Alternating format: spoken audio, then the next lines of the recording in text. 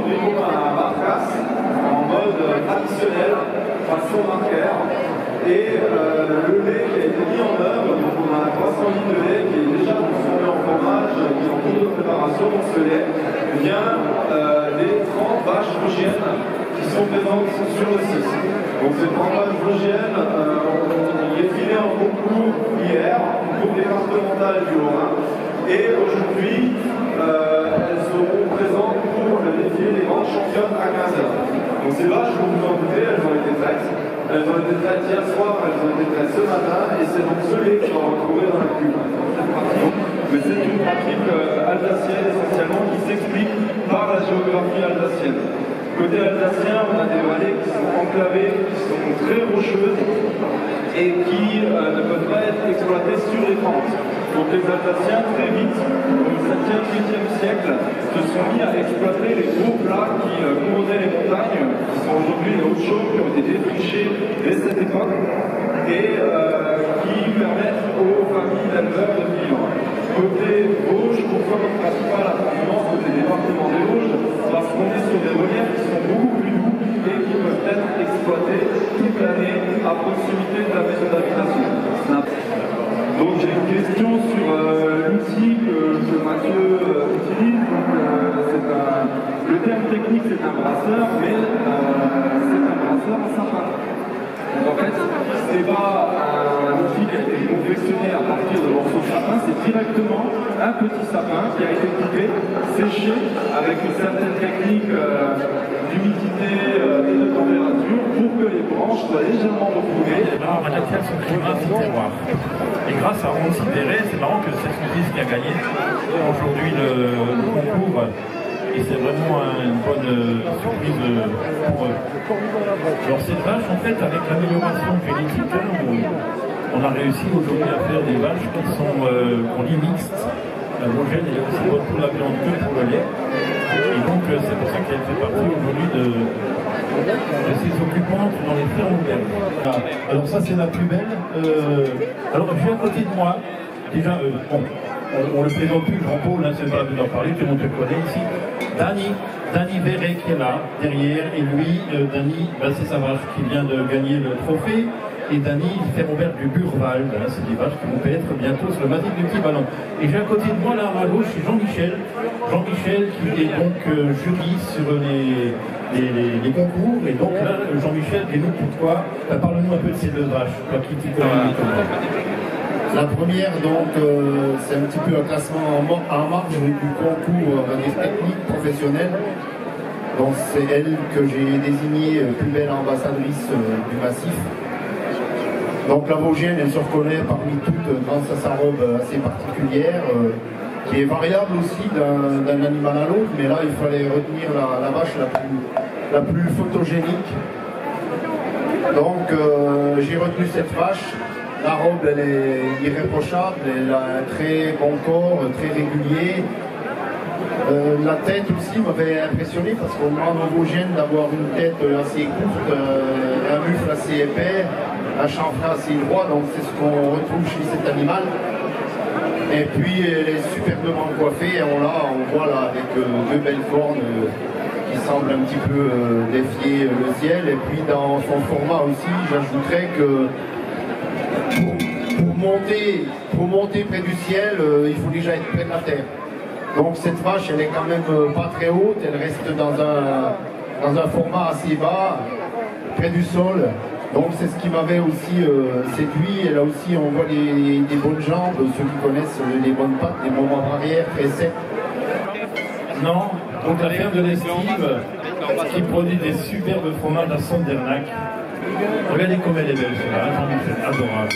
Et là, elle est belle. Grande championne, regardez, vous avez Dany Verret, c'est l'éleveur. Allez, on peut encore l'applaudir, Dany, qui est là avec sa vache qui a gagné. Et il a Sondernac, ce sont des vaches qui sont encore localisables et qui vont bien sûr monter là-haut en Estive. Breitenmar, oui. Et l'Estive à Sondernac.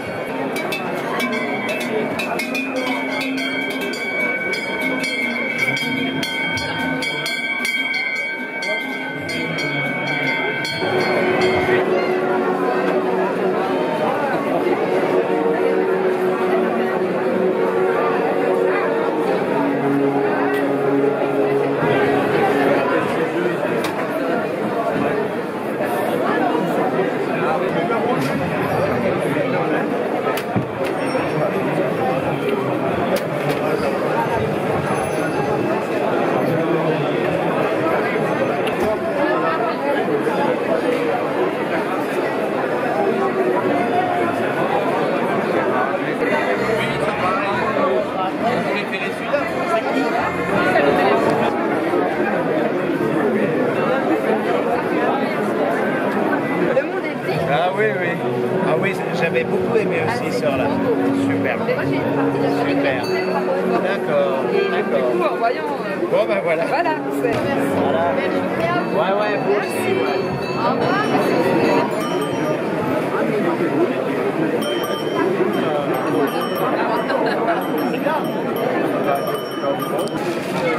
À midi, vous pouvez aussi manger ici pour 28 €, c'est pas la peine de réserver.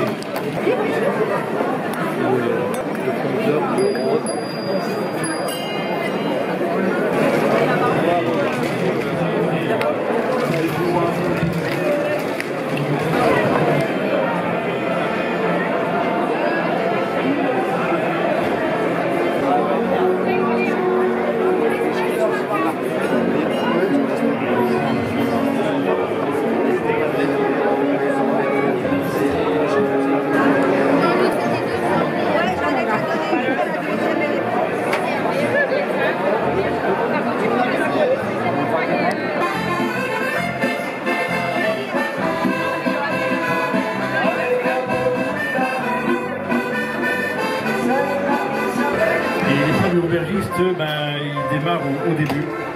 Élevage des bêtes, pâture, des foins, ils vont les traire.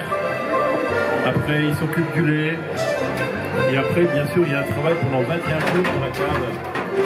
Donc c'est sacré boulot. Ils s'ennuient pas, c'est vrai.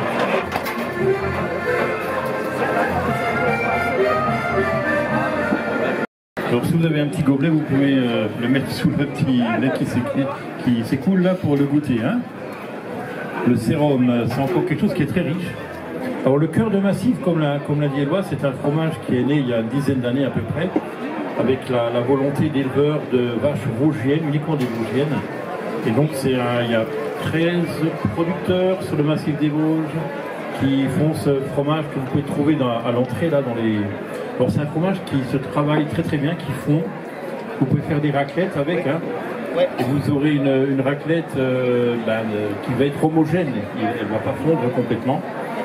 Les mauvaises raclettes, d'un côté il y a un truc tout sec, comme du chewing-gum, et de l'autre il y a la grasse, c'est pas bon. Le cœur de massif, lui, va fondre tranquillement, il va fondre et il va rester moelleux. La traite du soir, on la stocke au frais. Et le matin, quand on sève, on chauffe le lait du soir dans le chaudron. On fait la traite pendant ce temps. Et quand le lait est chaud, on mélange les deux laits. Et après, on met en prise de frais. Mais la traite du soir, comme elle est au frais, on écrème. Mais on écrème à la main. On écrème un petit peu pour faire du beurre, quoi. Mais il y a largement assez de crème dedans, quoi. Donc, Éloi, tu fais ton beurre alors? Oui.